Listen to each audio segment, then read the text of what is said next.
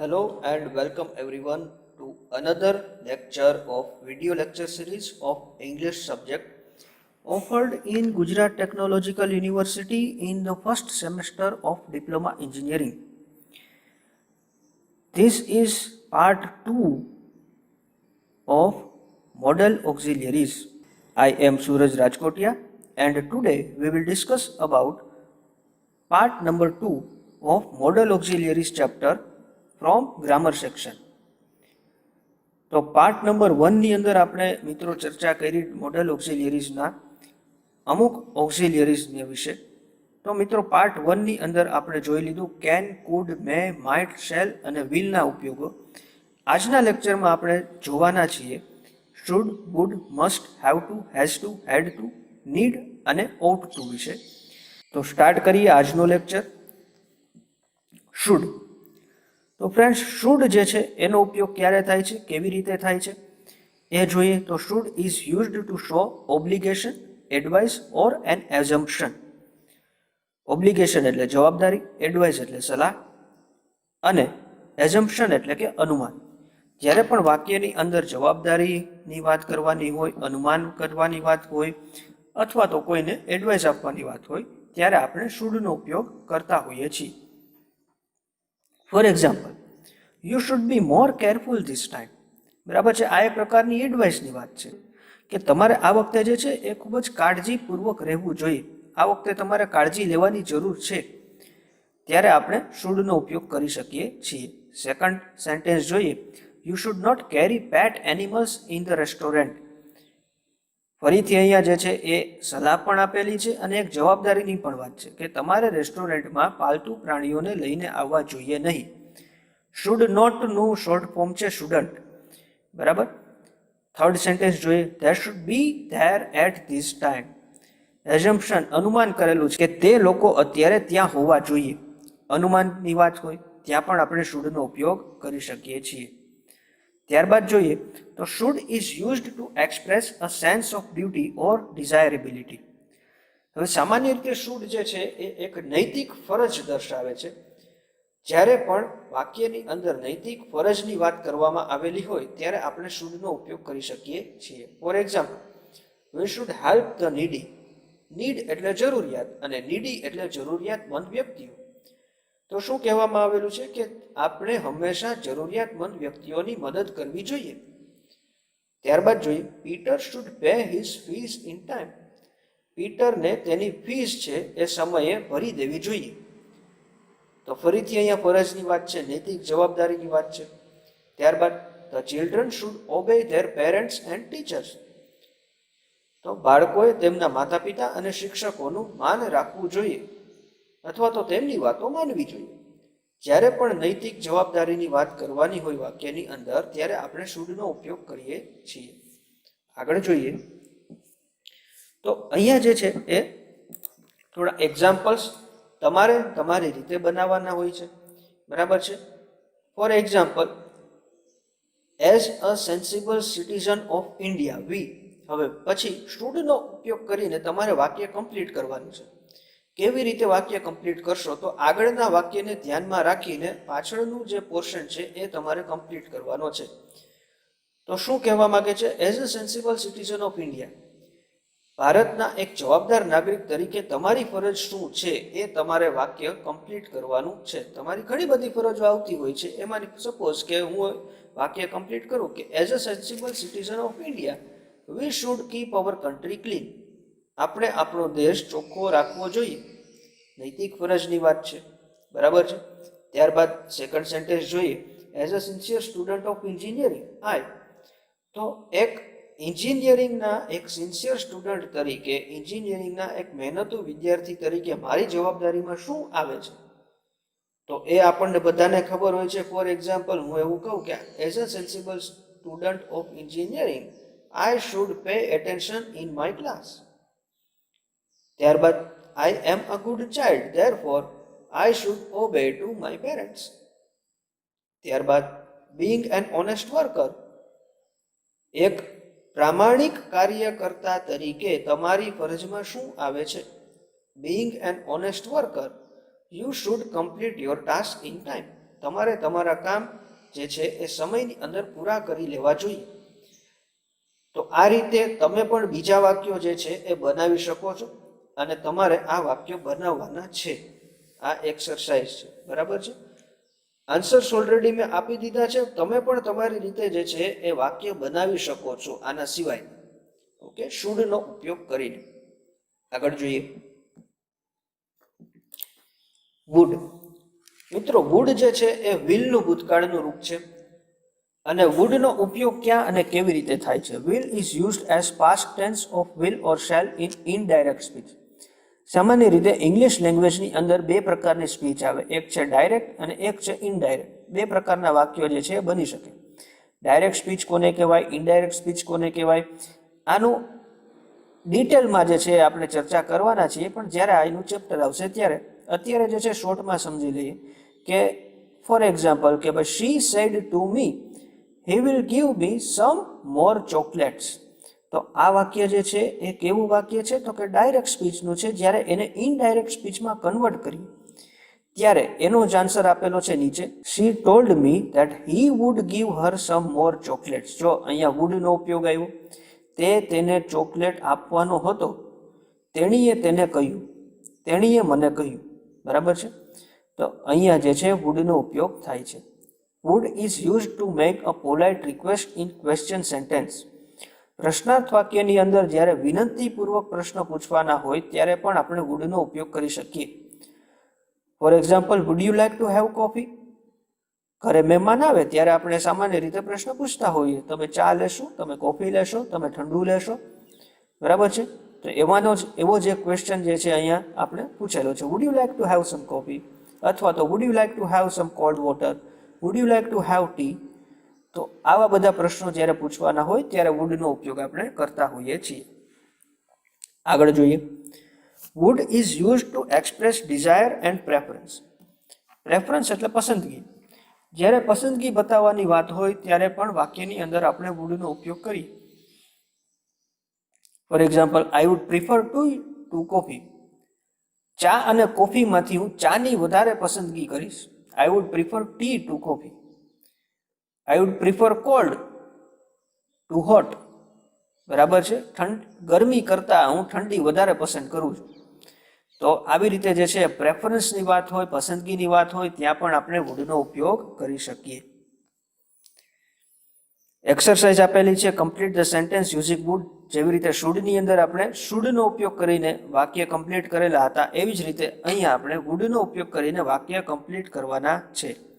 For example, first example છે, I don't take coffee, I would prefer T, અથવા તો I would like to prefer T. બરાબર છે. આવી રીતે વુડના ઉપયોગથી આપણે વાક્ય બનાવી શકીએ. એવી જ રીતે બીજા બે વાક્યો છે કે જે તમારે કમ્પ્લીટ કરવાના છે, બરાબર છે. આઈ હોપ કે તમે બાકીના બે વાક્યો તમારી રીતે વુડના ઉપયોગથી કમ્પ્લીટ કરી શકશો. આગળ જોઈએ છીએ. મસ્ટ. મસ્ટનો ઉપયોગ ક્યારે થશે? Must is used to express necessity or obligation. જ્યારે પણ વાક્યની અંદર જરૂરિયાત અથવા તો જવાબદારી દર્શાવવાની હોય ત્યારે મસ્ટનો ઉપયોગ થાય છે. એક્ઝામ્પલ્સ ફર્સ્ટ જોઈએ. We must have a raincoat as its રેઇનિંગ. જરૂરિયાત છે, બરાબર છે. શેની જરૂરિયાત છે? તો કે રેઇનકોટની. અને શું કામે જરૂરિયાત છે? તો કે વરસાદ પડી રહ્યો છે એટલા માટે, બરાબર છે. જો અહીંયા જરૂરિયાતની વાત કરેલી છે, વરસાદ પડી રહ્યો છે એટલા માટે આપણી પાસે રેઇનકોટ હોવો જોઈએ. જો રેઇનકોટ નહીં હોય તો શું થશે? તો કે પલળી જશું. જરૂરિયાત છે રેઇનકોટની, ત્યાં મસ્ટનો ઉપયોગ આવ્યો. ત્યારબાદ બીજું વાક્ય જોઈએ. We must follow traffic rules. જવાબદારીની વાત કરવામાં આવી છે, બરાબર છે. આપણે ટ્રાફિકના રૂલ્સ ફોલો કરવા જ જોઈએ. તો આ જે જવાબદારી છે એ કેવી છે? તો કે જરૂરી છે, બરાબર છે. અને આ કોઈ નૈતિક ફરજ નથી, પરંતુ આ વાક્યની અંદર જવાબદારી બતાવે છે. નૈતિક ફરજનો અર્થ શું થાય મિત્રો? કે જો નૈતિક ફરજ છે એ જો ન આપણે પૂરી કરીએ તો આપણને કોઈ સજા ન થવાની હોય, બરાબર છે. પરંતુ જ્યારે જવાબદારીની વાત હોય અને જવાબદારી પૂરી ન કરીએ તો બની શકે કે એના પરિણામો આપણે ભોગવવા પડે. જેવી રીતે અહીંયા વાક્યમાં કીધું છે કે આપણે ટ્રાફિકના રૂલ્સ ફોલો કરવા જોઈએ. જો ન કરીએ તો શું થાય? ઘરે મેમો આવે, બરાબર. જોઈએ આગળ. Must is also used four probability. જ્યારે પણ શક્યતાઓ દર્શાવવાની હોય ત્યારે પણ મસ્ટનો ઉપયોગ આપણે કરી શકીએ. For example, he must be at least 35 years old. જ્યારે આપણે અનુમાન લગાવતા હોઈએ, બરાબર છે, શક્યતાઓ દર્શાવતા હોઈએ, એ જે અનુમાન જે છે એ સચ્ચાઈની બિલકુલ નજીક હોય, બરાબર છે, એવું અનુમાન જ્યારે આપણે લગાવતા હોઈએ ત્યારે આપણે મસ્ટનો ઉપયોગ કરીએ છીએ. ત્યારબાદ the staff room is empty. Staff room ખાલી છે. The teachers must be in the classroom. જો સ્ટાફ રૂમ ખાલી હોય તો શિક્ષકો ક્યાં હોવા જોઈએ? તો કે વર્ગમાં જ હોવા જોઈએ, બરાબર છે, એવું અનુમાન કે જે સચ્ચાઈની બિલકુલ નજીક હોય. ત્યારબાદ must is used to express immediate or future obligation or necessity. ભવિષ્યની જવાબદારી છે અથવા તો જરૂરિયાત છે એ દર્શાવવું હોય ત્યારે પણ આપણે મસ્ટનો ઉપયોગ કરીએ છીએ. For example, we must be careful while driving. વાહન ચલાવતી વખતે આપણે કેરફુલ રહેવું જ જોઈએ. જો ન રહીએ તો એક્સિડન્ટ થવાની શક્યતાઓ હોય છે. You must obey the lose of your country. તમારે તમારા દેશના નિયમોનું પાલન કરવું જ જોઈએ. જો ન કરીએ તો સજા ભોગવવા પણ તૈયાર રહેવું જોઈએ, બરાબર છે. ત્યારબાદ Nimesh must attend his annual examination. તો અહીંયા ફરજિયાતપણે જવાબદારી નિભાવવાની વાત હોય ત્યારે મસ્ટનો ઉપયોગ થતો હોય છે. જો એક્ઝામિનેશનમાં નિમેશ હાજર ન રહીએ તો શું થાય? ફેલ થઈ જાય. એટલે ફરજિયાતપણે છે, બરાબર છે. જોઈએ આગળ. તો આ 3 સેન્ટેન્સ અહીંયા આપેલા છે. શું કરવાનું છે આપણે? કે ભાઈ જ્યાં મસ્ટનો ઉપયોગ અપ્રોપ્રિએટ રીતે થયેલો નથી ત્યાં આપણે રોંગ કરવાનું છે, અને અપ્રોપ્રિએટ લાગતો હોય ત્યાં આપણે રાઈટ કરવાનું છે. આઈ થિંક હવે તમે મસ્ટનો ઉપયોગ ક્યારે, ક્યાં અને કેવી રીતે થાય છે એ આઈડેન્ટિફાઈ કરી શકો છો, બરાબર છે. આમાંથી 3માંથી કોઈ પણ એક વાક્ય ખોટું છે કે જે તમારે ફાઇન્ડ આઉટ કરવાનું છે, તો એ તમારા ઉપર છોડું છું, બરાબર છે. આઈ હોપ કે હવે તમે લોકો મસ્ટનો ઉપયોગ સારી રીતે સમજી ગયા હશો. જોઈએ આગળ. Have to, has to or had to. તો have to, has to or had to is જે છે that is equivalent of must. મસ્ટના બદલે આ 3માંથી કોઈ પણનો ઉપયોગ આપણે કરી શકીએ, પરંતુ હેવ ટુ અથવા હેઝ ટુ જે છે એ જ્યારે વર્તમાન કાળ વાક્યની અંદર દર્શાવેલો હોય ત્યારે હેવ ટુ અથવા હેઝ ટુનો ઉપયોગ આવે. જ્યારે વાક્યની અંદર ભૂતકાળનો ઉપયોગ હોય ત્યારે હેડ ટુનો ઉપયોગ આવે. એમાં પણ હેવ ટુ અને હેઝ ટુ જે છે એ કર્તા પ્રમાણે આવશે. જો કર્તા એક વચન હશે અથવા તો જેને આપણે સિંગ્યુલર કહીએ છીએ, સિંગ્યુલર સબ્જેક્ટ હશે ત્યારે હેઝ ટુનો ઉપયોગ થાય. કર્તા બહુવચનમાં હશે ત્યારે હેવ ટુનો ઉપયોગ થતો હોય છે. એક્ઝામ્પલ્સ આપેલા છે, તમે શાંતિથી વાંચી પણ શકો છો અને સમજી પણ શકો છો. આઈ હોપ કે હવે તમને આ વાક્યની અંદર કોઈ તકલીફ હશે નહીં, બરાબર છે. ફર્સ્ટ, સેકન્ડ અને થર્ડ ત્રણેય એક્ઝામ્પલ લીધા છે. જો આઈ છે, કરતા આઈ છે, વાક્ય વર્તમાન કાળનું છે એટલા માટે ત્યાં હેવ ટુનો ઉપયોગ કરેલો છે. સેકન્ડ સેન્ટેન્સ, વાક્ય જે છે એ વર્તમાન કાળનું છે, કરતા શી છે એટલે ત્યાં હેઝ ટુનો ઉપયોગ કરેલો છે. થર્ડ સેન્ટેન્સ, વાક્ય જે છે એ કેવું છે તો કે ભૂતકાળનું છે. કેવી રીતે ખબર પડી? The taxi drivers were on strike.